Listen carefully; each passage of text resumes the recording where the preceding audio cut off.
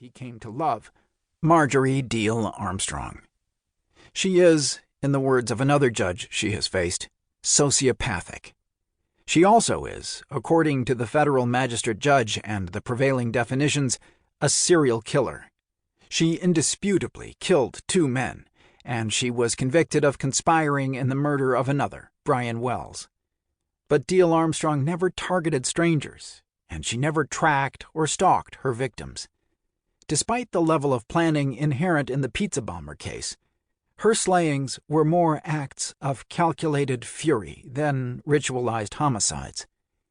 Diehl-Armstrong, who, at 68 years old, died on April 4, 2017, while serving a sentence of life plus 30 years in federal prison, was, nonetheless, a rarity. She was a serial killer who was also a woman. What led her to kill? What caused death to surround her? Those questions have challenged us for years. Jerry Clark tried to answer them as the FBI special agent who led the investigation of the pizza bomber case. His background in forensic psychology helped him as he interviewed Diehl-Armstrong 8 times. Ed Palattella, who reported on the pizza bomber case for the Erie Times-News, gained his own understanding of Diehl-Armstrong through his almost daily telephone conversations with her since late 2007. She has always been willing to talk, sometimes too willing.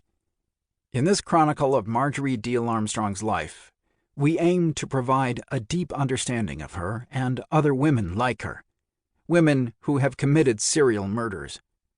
Our exploration of Diehl-Armstrong's life also examines the development of forensic psychology and psychiatry, and it looks at how the American justice system has evolved to address such issues as insanity and competency so as to be able to manage cases like Diehl-Armstrong's, cases in which mental illness is as prevalent as murder.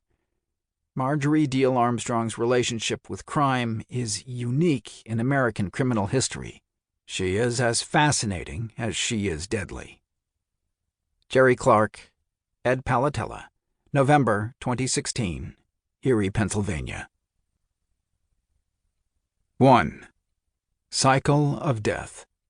Marjorie Diehl-Armstrong's pattern of violence. She had reached verbal fury.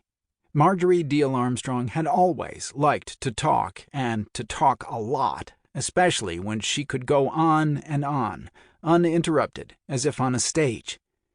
At this moment, the stage could get no bigger and the attention could get no greater.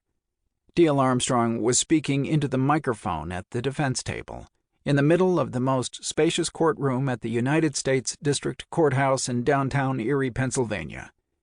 Everyone in the packed gallery was turned toward her, which is what she liked. She was able to look at the federal judge directly, as if they were equals, which is also what she liked.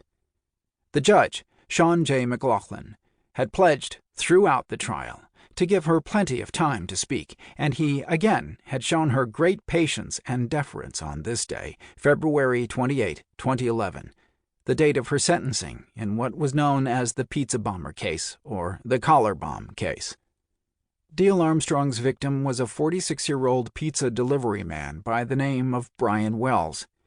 He had been killed nearly 8 years earlier, when a bomb locked to his neck exploded after he robbed a bank near Erie. The case was beyond strange. The FBI had never seen anything like it. The case was so unusual and complex and deadly that the FBI elevated it to a priority and labeled it Major Case 203. Wells' assailants had sent him on a scavenger hunt in a failed attempt for him to gather clues to deactivate the bomb before it blew up. Diehl-Armstrong had a long history of suffering from bipolar disorder and other mental illnesses. She was convicted of being an accomplice in Wells' death. She knew, as the spectators in the courtroom knew, that at 62 years old, she was facing a mandatory prison sentence of life plus 30 years. Her conviction had guaranteed that punishment. But Diehl-Armstrong wanted to do whatever she could to persuade McLaughlin that she was innocent. So she talked.